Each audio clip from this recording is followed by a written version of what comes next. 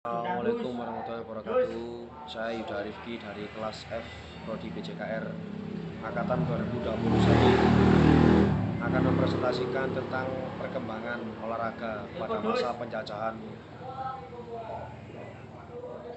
Perkembangan olahraga pada masa penjajahan ada dua, yaitu pada zaman penjajahan Belanda dan zaman penjajahan Jepang. Olahraga masa penjajahan atau olahraga masa kemerdekaan. Setelah Jepang memberikan kekuasaan lebih untuk membentuk badan orde baru atau Gelora Gerakan Latihan Olahraga Rakyat dipimpin R. Otto Iskandar Dinata yang nantinya akan menjadi putra pusat tenaga rakyat.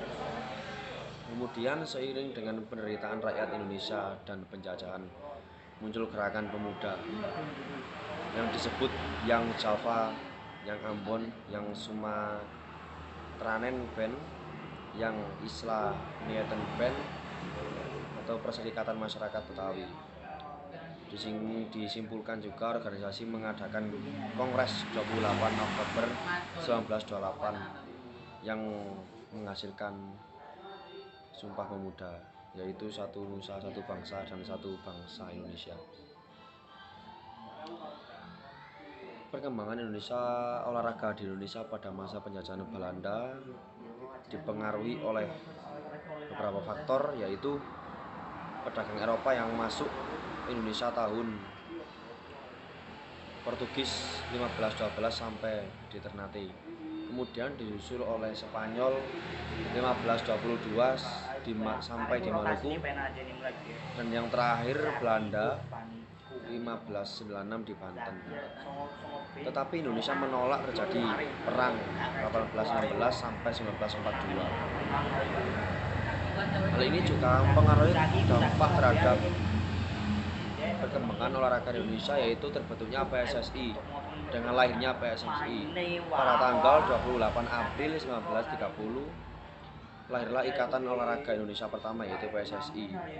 Lahirnya di Yogyakarta oleh IR Suratin dengan anggota Yogyakarta, Solo, Madiun, Bandung, Jakarta, Surabaya. Kemudian tahun 1941, beberapa bulan sebelum penyerangan Jepang, PSSI terdiri dari 40 kota. Itulah tadi yang mempengaruhi perkembangan Indonesia pada masa penjajahan Belanda. Kemudian yang mempengaruhi perkembangan olahraga pada masa penjajahan Jepang, yaitu faktor-faktor yang mempengaruhi adalah pecah PD2. Belanda menyerang oleh tentara Jepang. Pemerintah Jepang membentuk Tai-Ikukai untuk mengaktifkan PSSI kembali.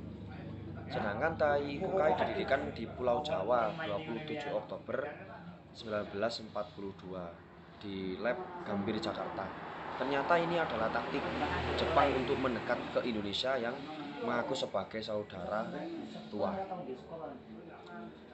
Kemudian terjadinya peristiwa kegiatan PLT menghilang dengan gugurnya Dr. Urip dalam peperangan melawan Jepang.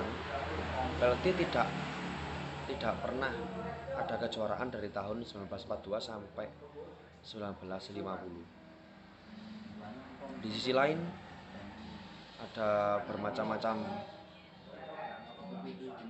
kegiatan yang ditimbulkan oleh masa penjajahan Jepang ini. Salah satunya adalah perkumpulan pedagang Belanda atau VOC. Setelah bangkrut VOC diambil alih oleh pemerintah Belanda. Yang kedua, pemerintah Belanda tidak menaruh perhatian pendidikan rakyat Indonesia. Yang ketiga, pemerintah Belanda hanya mengawasi pendidikan lewat langgar-langgar. Dampaknya para pemimpin agama yang membahayakan Belanda ditangkap dan dibuang ke tempat terasing. Di sisi lain,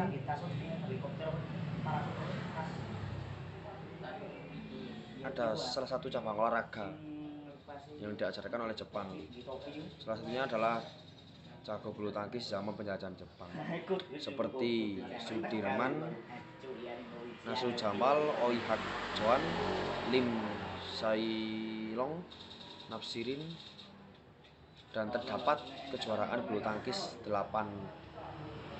Desember 1942 di Solo oleh Ketua Bagian Bulu Tangkis RMS Chandrokusumo. Bulu tangkis diganti menjadi badminton namanya hingga sampai saat ini. Dampak lahirnya Pelty itu juga menjadi sebab lahirnya bola keranjang pada tahun 1936 atau Persatuan Lawn Tenis Indonesia berdiri. Di Semarang diketahui Dr. Buntaran. Di tahun 1940 Persatuan Bola Keranjang seluruh Indonesia. Di Jakarta diketahui Mr. Rusli. Kemudian latihan jasmani yang diberikan pada masa penjajahan Jepang. Ada senam Swedia, kemudian atletik, kemudian kasti, kemudian bola poker, sepak bola, dan bola tangan. Olahraga permainan yang mempengaruhi adalah permainan anak SD yaitu kasti, bola beker atau bola beker. Sekolah lanjutan pertama dan atas yaitu MULO atau SMP, AMS, HBS. Pendidikan menengah umum, HK, Masvia, dan paling diminati sepak bola dan bola tangan atau korfbal. Sekarang apa football atau handball.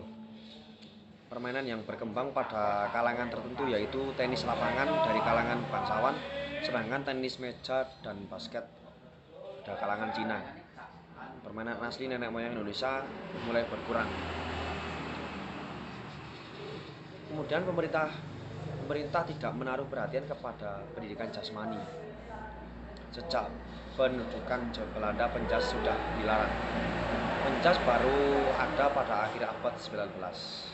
Sekolah anak-anak Eropa yang berkembang.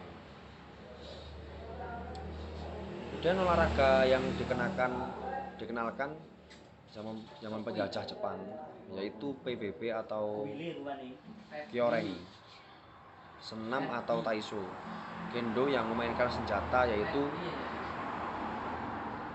bayon yang disebut bayon begitu. Kemudian sejarah olahraga di Indonesia, munculnya guru penjas. Awalnya menjadi guru penjas di sekolah Eropa ialah bintara dan militer Belanda yang berpendidikan khusus di negeri Belanda.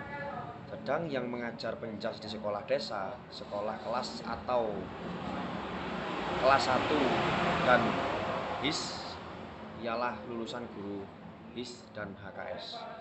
Mereka mendapat akte penjas setelah kursus 1,5 atau 2 tahunan. Kemudian mulai berkembangnya atletik.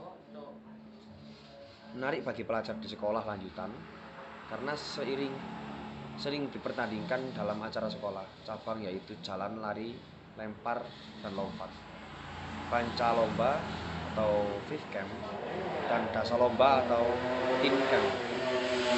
Atlet Tina Harun Al-Rashid pelompat tinggi dan Mukhtar Saleh pelempar lembing.